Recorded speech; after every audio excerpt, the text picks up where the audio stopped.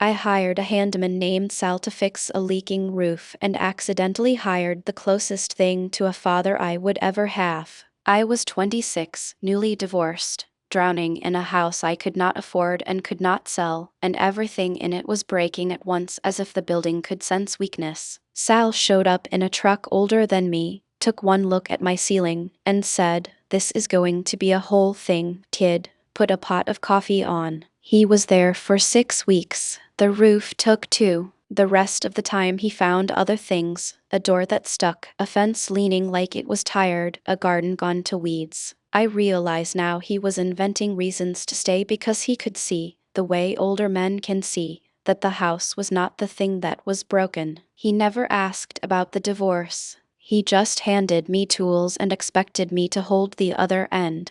And somewhere in the holding of other ends we talked. He taught me to fix a faucet, to patch drywall, to check my oil, all the small competences my own father had left the world before teaching me. He told me his son had died young, and that he had built half the decks in the county trying to outrun the quiet of the house he went home to. We were 2 people with father-shaped and son-shaped holes, and for 6 weeks we let each other fill them a little. When the work ran out he could not invent more, and we both knew it. On the last day he wrote up the bill, and the total was almost nothing, a fraction of the hours. I said, "Sal, this is not right," and he said, "No, kid, it is exactly right. Some jobs pay you back in ways the invoice cannot hold." Then he gave me his good hammer, the one worn smooth by 40 years of his palm, and said every man should own one thing that has already proven it will last. I still have it. I have used it to build a life he did not live to see, a new marriage, a nursery, a fence that does not lean. Sal passed 4 years after that roof.